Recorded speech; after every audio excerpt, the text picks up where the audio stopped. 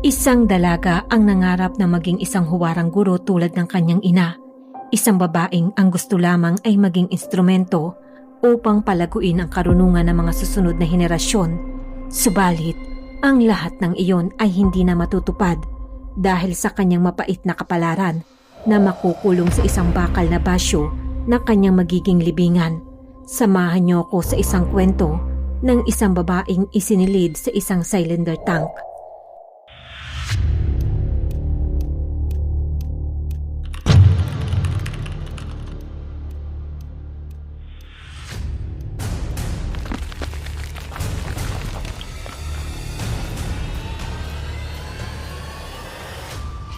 Si Emil Budi Santoso ay lumaki sa Flores do sa Tingara Timor, isang lugar sa Indonesia. Doon niya nakilala ang kanyang asawa at nagkaroon sila ng isang anak noong 90s. Subalit matapos pumanaw ang kanyang asawa, nagpasya siyang lumipat sa Surabaya upang makipagsapalaran at makahanap ng magandang kapalaran. Hindi naman siya nabigo dahil sa paglipas ng panahon ay naging matagumpay siya bilang isang entrepreneur ng shipping and land transportation. Kalaunan muli rin siyang umibig at nagpakasal sa isang babaeng taga Surabaya na nagngangalang Patricia. Nagpakasal sila noong taong 2000. Matapos ang kasal, bumili sila ng isang lupa sa Surabaya. Kasama niya nanirahan doon ang kanyang bagong asawa na nooy nagtatrabaho sa farm at nag-aalaga ng mga pato. Si Emil ay may negosyo sa Surabaya at sa isa pang lugar na nagngangalang Yogyakarta, kung kaya't madalas rin siyang bumabiyahe sa dalawang lugar na ito. Sa kanyang mga pagpunta sa Yogya ay may nakilala si Emil na isang babae na nagtatrabaho sa isang drugstore. Nilapitan niya ito at nagsimulang manlikaw. Kalaunan naging magkasintahan ang dalawa.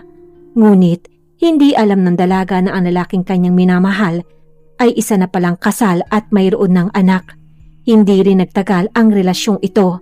Kalaunan ay naghiwalay ang dalawa. Ngunit kahit tapos na ang kailang relasyon, hindi pa rin tuluyan na wala si Emil sa buhay ng babae. Sa tuwing pumupunta siya sa Yogya para asikasuhin ang kanyang negosyo, madalas pa rin niyang binibisita ang dating kasintahan sa butikang kanyang pinagtatrabahuhan. Samantala sa Surabaya, walang kaalam-alam si Patricia sa pagkakaroon ng ibang babae ng kanyang asawa. Patuloy ang kanilang pagsasama at maayos ang kanilang pamilya na tila wala namang anumang problemang kinahaharap. Lumipas ang 7 taon, noong taong 2007, nagkaroon sina Emil at Patricia ng 3 anak. Ngunit kahit 7 taon na ang lumipas, patuloy pa rin ang pakikipag-ugnayan ni Emil sa mga babaeng nakikilala niya sa Yogya. Sa pagkakataong iyon, mayroon na naman siyang bagong napansin na babae. Isa itong bagong empleyado sa parehong butika kung saan dating nagtatrabaho ang kanyang unang kasintahan. Ang pangalan ng bagong babaeng kanyang nililigawan ay Ika. Kalaunan napalapit nga si Ika kay Emil at naging formal na magkasintahan ang dalawa. Si Ika Inda Jayante ay ipinanganak at lumaki sa Tuco Village sa Grubakan, Jawa, Tingga. Doon, kasama niyang naninirahan ang kanyang mga magulang at kapatid. Ang kanyang ina ay isang guro sa elementarya. Malaki ang naging impluwensya nito kay Ika at siya rin ang naging inspirasyon ng dalaga upang mangarap na balang araw ay maging isang mahusay rin siyang guro sa kailang lugar. Sa Tuco rin nag-aral si Ika ng elementarya hanggang high school. Nang matapos niya ang kanyang pag-aaral doon, lumuwas siya ng Yogya upang ipagpatuloy ang kolehiyo at kumuha ng kursong education. Mag-isa lamang na naninirahan si Ika sa Yogya. Dahil mahigit 3 oras ang biyahe mula sa Tuco papuntang Yogya, nagpasya siyang kumuha ng boarding house na malapit sa kanyang paaralan. Ngunit bukod sa pag-aaral, nais din ni Eka na makatulong sa kanyang pamilya sa gastusin sa kanyang edukasyon, kaya't naisip niya magtrabaho habang nag-aaral. Nakahanap siya ng trabaho sa isang drugstore at doon niya nga nakilala si Emil. Noong mga panahong iyon, 32 taong gulang si Emil, habang 22 taong gulang pa lamang si Eka. Ipinakilala ni Emil ang kanyang sarili bilang isang binata. Walang kaalam-alam si Eka na kasal na pala ito at mayroon ng mga anak. Dahil sa pagiging mature ni Emil at sa husay niyang magsalita na matatamis at magagandang salita, mabilis niyang nakuha ang loob ng dalaga. Kalaunan nga ay nahulog din ang loob ni Eka sa kanya. Ngunit ang hindi alam ni Emil na may sarili ring lihim si Eka. Bago pa man sila naging magkasintahan, mayroon na nga nobyo si Eka. Tulad ni Emil, Hindi rin niya sinabi ang katotohanan iyon. Sa madaling salita, pareho silang maitinatagong katotohanan sa isa't isa. Nung taon ding iyon, nagtapos na si Eka sa kolehiyo, ngunit kahit nakapagtapos na siya, nagpatuloy pa rin siya sa pagtatrabaho sa butikang kanyang pinapasukan. Kasabay nito, nagpatuloy rin ang relasyon nila ni Emil. Mas naging madalas nga ang pagpunta ni Emil sa Yogya para sa kanyang negosyo. Ngunit habang dumarami ang kanyang mga biyahe roon, mas kakaunti naman ang oras na inilalaan niya sa kanyang sariling pamilya sa Surabaya. Sa kabilang banda, mas marami siyang pagkakataong makasama ang kanyang lihim na kasintahan na si Eka. Ayon sa ilang source, mas minahal pa raw ni Emil si Eka. Para sa kanya, mas maalaga, malambing at maalalahanin ang dalaga. Mas madali rin daw itong kausap kumpara sa kanyang asawang si Patricia na madalas ay tahimik at hindi gaanong nagsasalita. Kalaunan, naisip ni Emil na bumili na lamang ng bahay at lupa sa Yogya upang doon na manirahan kasama si Eka. Ngunit bago pa mangyari ang lahat ng iyon, nalaman na ni Emil ang isang lihim na tungkol sa kanyang nobya. May iba nga itong nobyo bukod sa kanya. Sa puntong iyon, lumabas ang tunay na ugali ni Emil. Hindi siya marunong magtimpi at hirap siyang kontrolin ang kanyang emosyon. Isang araw, dito niya nga nahuli mismo si Eka. Hindi naman naging malinaw kung paano niya ito nahuli. Ngunit sa pagkakataongang iyon, napagbuhatan niya ng kamay ang dalaga upang takutin ito. Agad din naman tinapos ni Eka ang relasyon niya sa kanyang unang nobyo. Nung mga panahong iyon, hindi pa nga alam ni Eka ang totoong pagkatao ni Emil. Ang alam lamang niya ay tunay nga siyang mahal nito. Para sa kanya, nagsiselos at nagagalit si Emil dahil nasaktan ito sa kanyang pagtataksil. Subalit, lingid sa kaalaman niya, si Emil ay may mas malaking sikretong itinatago sa kanya dahil hindi lamang ito may asawa kundi may 3 anak pa sa 2 asawa. Nagpatuloy naman ang relasyon ng dalawa habang patuloy namang itinatago ni Emil ang pagtataksil nito sa kanyang asawa at pagsisinungaling sa kanyang nobya. Para kay Eka, seryoso at tapat sa kanya si Emil at naisip niya na panahon na rin upang ipakilala ito sa kanyang pamilya. Doon, napagkasunduan nilang dalawa na bisitahin ang pamilya ni Eka. Patuloy naman ang pagpapanggap ni Emil bilang mabuting nobyo, tapat at tunay nagmamahal kay Eka, dahilan upang magtiwala naman ang pamilya ni Eka sa lalaki. Nakikita nilang kayang alagaan at protektahan ni Emil ang kailang anak at wala nga sila nakikitang dahilan upang tumutol sa pagmamahala ng dalawa. Nagpatuloy ang ganitong sitwasyon. Madalas bumibisita si Emil at Eka sa pamilya ng dalaga at patuloy rin nilang ipinapakita na maayos ang kailang pagsasama. Lumipas ang 1 taon noong taong 2008 dahil sa sinasabi niyang labis na pagmamahal kay Eka, naisip ni Emil na pakasalan na ang dalaga. Muli siyang bumisita sa pamilya nito, ngunit sa pagkakataong iyon ay mag-isa siyang pumunta upang makausap ang mga magulang ni Eka at hingin ang kailang basbas. Ikinatuwa naman ito ng mga magulang ng dalaga. Agad nilang pinag-usapan ang mga paghahanda para sa kasal at napagkasunduan nilang magpakasal ang dalawa sa susunod na taon. Pero nang dumating ang taong 2009, isang malaking katotohanan ang natuklasan ng pamilya ni Eka. Nalaman nga nilang kasal na pala si Emil. Matapos malaman ang katotohanan ito, unti-unting nagbago ang pakikitungo ng pamilya ni Eka kay Emil. Kinausap din nila ang anak at hinikayat siyang hiwalayan na ang lalaki. Para sa pamilya, hindi maayos ang background ni Emil at maaari lamang maging problema ang relasyon nila sa hinaharap. Ngunit, hindi naman naniwala si Eka. Hindi nga napigilan ng pamilya ang dalawa at nagpatuloy pa rin ang kailang pagsasama sa Yogya. Lumipas pa ang 1 taon, noong taong 2010, mas lumala na ang ugali ni Emil. Naging mas possessive siya at madalas na nga niyang pagdudahan ang kasintahang si Eka. Paulit-ulit niyang inaakusahan ang dalaga na may ibang lalaki ito at niloloko siya. Sa panahong iyon, nagsimula na ring makaranas ng pananakit si Eka mula kay Emil. Sinusuntok siya nito hanggang sa magkaroon siya ng mga gasgas at pasa. Isang araw muli silang bumisita sa pamilya ni Eka. Kahit hindi na nga siya tanggap ng pamilya ng dalaga, malakas pa rin ang loob ni Emil na pumunta roon. Ngunit nang makita si Eka ng kanyang ina, agad na nga nitong napansin ang malaking pagbabago sa kanyang anak. Malaki ang ipinayat nito at kapansin-pansin ang mga galos at pasa sa kanyang katawan. Ang mas nakatawag pansin pa sa kanyang ina ay ang kondisyon ng kanyang mga ngipin sa harapan na tila nagbungi-bungi na ito. Nang tanungin siya ng kanyang ina at kumprontahin tungkol sa kanyang kalagayan, sinabi naman ni Eka na naaksidente siya kaya't nagkaganon ang kanyang itsura. Hindi naman naniwala ang kanyang ina sa paliwanag na iyon. Naisip niyang malaki ang posibilidad na si Emil ang may kagagawa ng mga sugat na natamo ni Eka habang magkasama sila sa malayong lugar. Mas lalong nadagdagan ang dahilan ng pamilya upang lumayo ang kailang loob kay Emil. Ngunit kahit ganoon ang ipinapakita ng pamilya ng dalaga, hindi pa rin ito pinansin ni Emil. Patuloy pa rin niyang sinubukang makuha muli ang kanilang tiwala. Samantala, dahil sa madalas na pag-stay ni Emil sa Yogya, tila napabayaan na nga nito ang kanyang negosyo sa Surabaya. Dahilan upang unti-unting bumulusok ang kita nito. Dahil dito at sa labis na pagmamahal niya kay Eka, napagdesisyonan niyang dalhin na lamang ang dalaga sa Surabaya. Doon, kinuhaan niya na matutuluyan na boarding house ang kanyang kabit, hindi kalayuan sa bahay ng kanyang asawang si Patricia. Kahit matagal na silang magkasintahan, hindi kailanman sinabi ni Emil kay Eka kung nasaan ang kanyang negosyo o kung saan siya pumupunta kapag umaalis.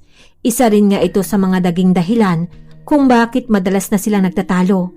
At sa tuwing nawawala ang kontrol ni Emil sa kanyang emosyon, si Eka ang madalas niyang pagbuntungan ng kanyang galit. Muli niyang sinasaktan ito hanggang sa magkaroon na nga siya ng mga galos at pasa maging sa kanyang mukha. Dumating ang July 2011, muli na namang nagkaroon ng matinding pagtatalo ang dalawa.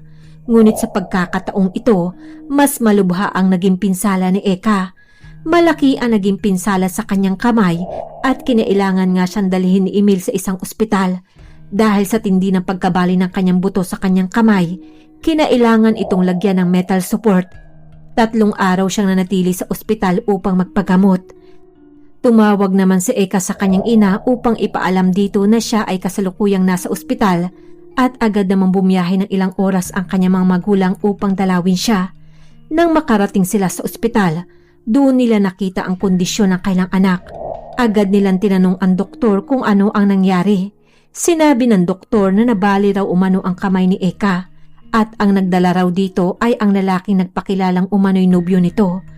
Ayon umano sa nobyo nito, aksidente nga raw itong natumba dahilan upang mag-crack ang buto sa kanyang kamay. Subalit, matapos ang pag-i-examine sa pasyente, agad ding sinabi ng doktor na malabong sa pagkakatumba o pagkakahulog nakuha ang bali sa kamay ng dalaga. Sinabi rin ng doktor na mas malaki ang posibilidad na nakuha niya ito mula sa malakas na pagtama ng matigas na bagay. Naniniwala nga ang pamilya ni Eka na hindi iyon aksidente at malaki ang tsansang si Emil ang may kagagawa nito. Kaya't matapos payagan ng doktor na mailabas si Eka, agad nilang inuwi ito sa kailang tahanan. Kinausap rin nila ang dalaga at hinikayat siyang tuluyan ng iwasan si Emil. Sinabi rin nila sa anak na ginagawa lamang siyang kabit ng lalaki at wala nga siyang magandang kinabukasan kung magpapatuloy ang kailang relasyon. Sinunod nga ni Eka ang kagustuhan ng kanyang mga magulang. Nagpasya siyang manatili muna kasama ang kanyang pamilya at magsimulang muli. Doon, sinimulan niyang buuin ang kanyang karir bilang isang English teacher. Ngunit bago pa nga siya tuluyang makapagsimula ng bagong buhay, pagsapit naman ng September ng parehong taon, may isa pang bagay ang kanya natuklasan. Nagpositibo si Eka sa pregnancy test. Nalaman niyang nagbunga ang kailang relasyon ni Emil. Muli naman niyang kinausap ang kanyang mga magulang na bumalik siya sa Surabaya upang makipagkita kay Emil at pag-usapan ang tungkol sa batang dinadala niya. Sa parehong buwan, nagtungo si Eka sa Surabaya at agad na nakipagkita ito kay Emil. Nang magkaharap sila, hindi na siya nagpaligoy-ligoy pa at hiningi ang suporta kay Emil para sa magiging anak nila. Hiniling din niya sa kanyang nobyo na pakasalan siya nito. Ngunit, may sarili rin nga malaking problema si Emil ng mga panahong iyon. Patuloy ngang bumaba ang kita ng kanyang negosyo at wala na rin nga siyang sapat na pera para pakasalan pa si Eka. Pansamantala niya muna itong ipinatuloy sa isang hotel. Noong una, nagpalipat-lipat si Eka sa mga hotel sa Surabaya. Subalit dahil kinakapos na nga si Emil at wala na siyang pera para kuhaan pa na matutuluyan ang kanyang kabit, isang araw ay sinundo niya ito at pinasakay sa kanyang sasakyan. Ngunit habang nagmamaneho, Hindi pa rin nga niya alam kung saan sila pupunta. Pagsapit ng gabi dahil wala pa rin siya mapagdalahan kay Eka, pumarada si Emil sa isang malapit na gas station. Doon na nga sila nagpalipas ng gabi. At nung gabi ring iyon, nalaman na nga ni Eka ang isang malaking katotohanan. May asawa na nga si Emil at 2 beses na nga itong ikinasal at mayroon na ding mga anak. Gayunpaman, dahil nagdadalang tao na nga si Eka sa anak ni Emil, inisip niyang papanagutan pa rin siya ng lalaki. Wala na nga iba pang mapagpipilian si Emil, kaya't naisip niyang dalhin na lamang si Eka sa kanyang bahay kung saan nakatira ang kanyang asawang si Patricia. Bago nga iyon, sinabi niya kay Eka na kailangan itong magpanggap bilang isang katulong. Noong mga panahon ring iyon, buntis nga ang asawa niyang si Patricia sa kailang ika-4 na anak.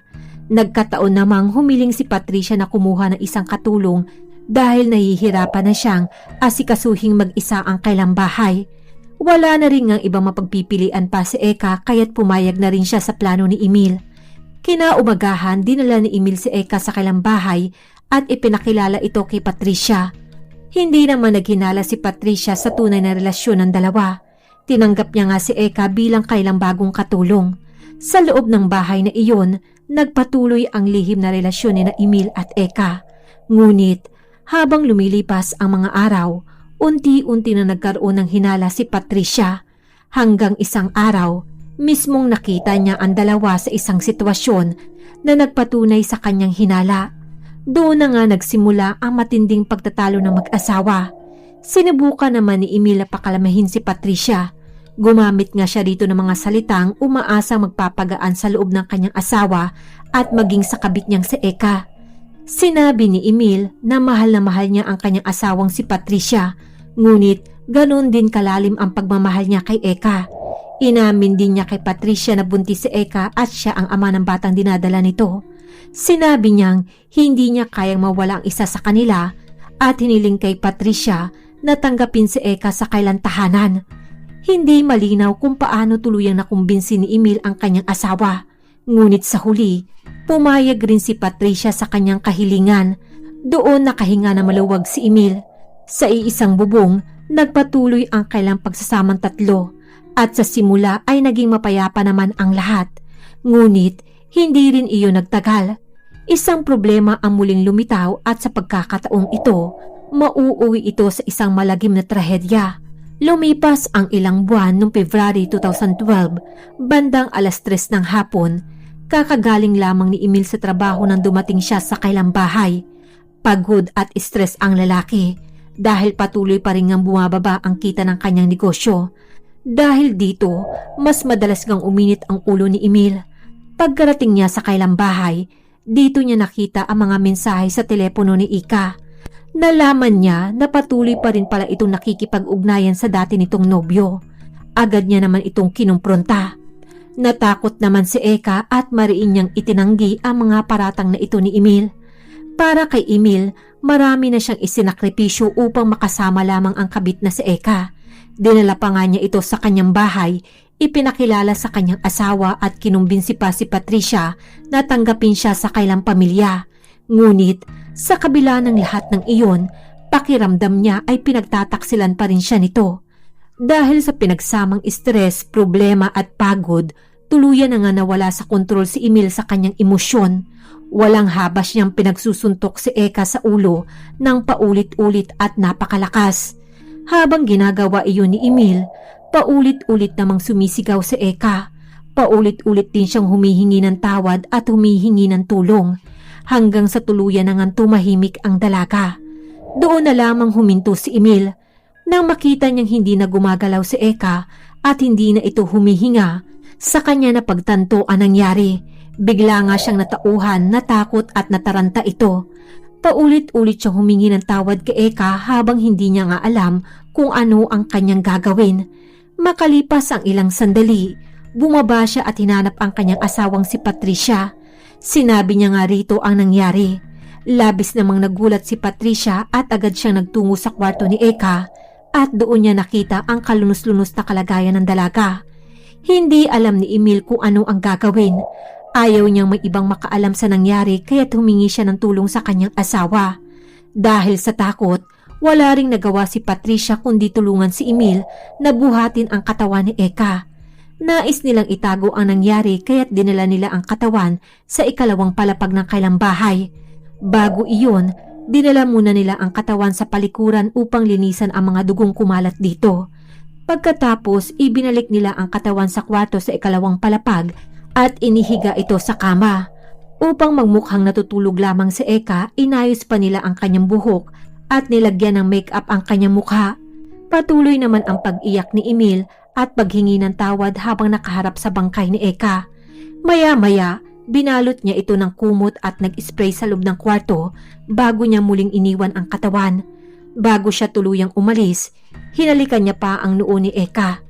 Pagkatapos, bumaba siya at inikot ang paligid ng kailang bahay upang maghanap ng lugar kung saan niya maaaring ilibing si Eka. Nag-alala siya na baka may makakita kung sa kailang bakuran niya ito ililibing at tuluyang mabunyag ang nangyari. Kaya't pansamantala niyang iniwan ang bangkay sa kama sa kwarto nila sa 3rd floor. Makalipas ang 2 araw, nagsimula na ngang kumalat sa loob ng bahay ang mabahong amoy mula sa katawan ni Eka. Ngunit kahit lumipas na ang ilang araw, hindi pa rin makapagpasya si Emil kung saan niya ito ililibing. Sa huli, nagpunta siya sa isang tindahan upang bumili ng isang walang laman na gas cylinder tank na karaniwang ginagamit para sa gas o langis. Balak niyang ilagay sa loob nito ang katawan ni Eka at tuluyang isara ang tangke upang hindi kumalat ang amoy. Pero may isa pa siyang problema. Hindi siya marunong gumamit ng welding machine. Kaya matapos niyang bumili ng mga kinakailangang kagamitan, pumunta muna siya sa isang kapitbahay na nagtatrabaho bilang welder upang magpaturo kung paano gamitin ang welding machine. Matapos matutunan ang kailangan niya, agad na bumalik si Emil sa kailang bahay. Doon, binalot niya ng makapal na plastik ang katawan ni Eka at inilagay ito sa loob ng cylinder tank. Pagkatapos, isinara na ni Emil ang tangke gamit ang welding machine upang hindi lumabas ang amoy mula sa loob. Inilagay nila ang cylinder tank sa garahe ng 1st floor at nagpatuloy sa kailang pang-araw-araw na gawain na parang walang nangyari. Gayunpaman, sa tuwing napapadaan si Emil sa cylinder tank, hindi niya mapigilang maluha at humingi ng tawad kay Eka. Para bang naging ritual na nga niya ang paghingi ng tawad sa bawat pagkakataong makikita niya ang tangke. Lumipas ang panahon, ngunit lalo lamang bumigat ang konsensya ni Emil sa krimeng nangyari sa loob mismo ng kailang bahay. Sa huli, napagpasyahan na nga nilang mag-asawa na ibenta na lamang ang kailang bahay at bumalik na lamang sa Flores, ang lugar kung saan lumaki si Emil, upang doon ipagpatuloy ang buhay kasama ng kanyang buong pamilya. Gusto rin ni Emil na mabigyan ng maayos na libing si Eka bago tuluyang maibenta ang bahay.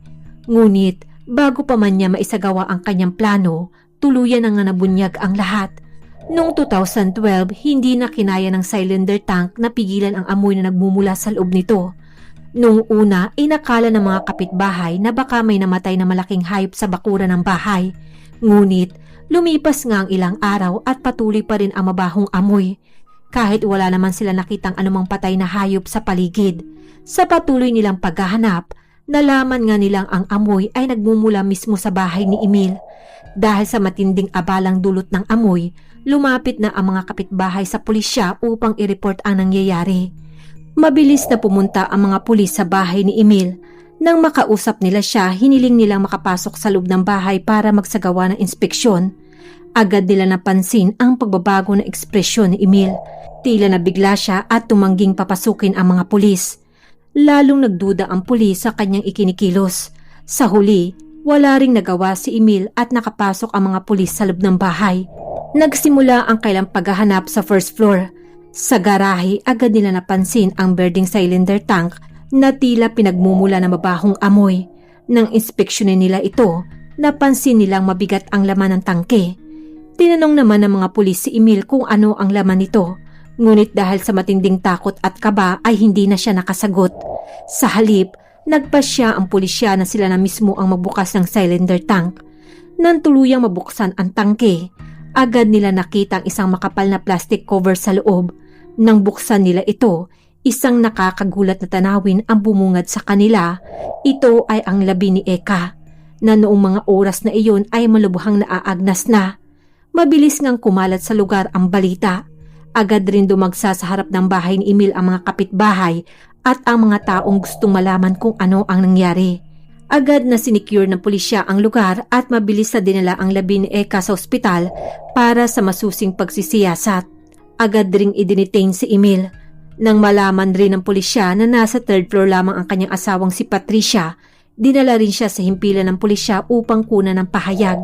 Dahil sa loob mismo ng kailang bahay natagpuan ang bangkay ng biktima, wala nang nagawa pa si Patricia kundi ikuwento sa mga pulis ang lahat ng kanyang nalalaman tungkol sa nangyari.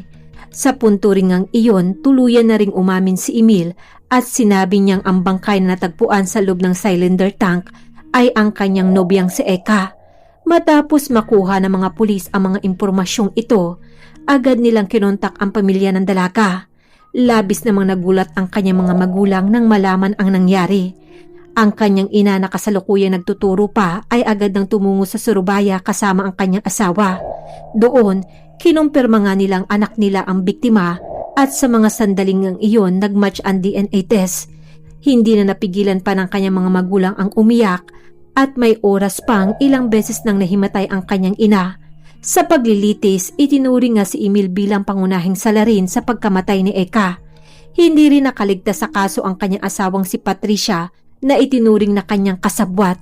Bagamat wala nga siyang direktang naging bahagi sa pagpatay kay Eka, tumulong siya sa pagtatago ng bangkay matapos mangyari ang krimen. Sa huli, sinentensyahan si Emil ng 15 years na pagkakakulong habang si Patricia naman ay nakatanggap ng 5 buwang pagkakakulong. Isinaalang-alang din ng hukuman ang kalagayan ni Patricia na nooy ay nagdadalang tao. Labis na pighati at pagsisisi naman ang sinapit ng mga magulang ni Eka nang malaman pa nilang ang lalaking itutulak nilang palayo sa kailang anak ang may kagagawa ng pagpatay rito. Maraming salamat po sa panunood ng kwento ko sa gabing ito. Kung nagustuhan niyo po ang aking kwento, pwede niyo po ba akong bigyan ng isang like at mag-subscribe na rin po kayo kung hindi pa po kayo nakaka-subscribe sa aking channel para lagi po kayong updated sa aking mga susunod na kwentong krimen. Ako po si Denise at see you in my next video.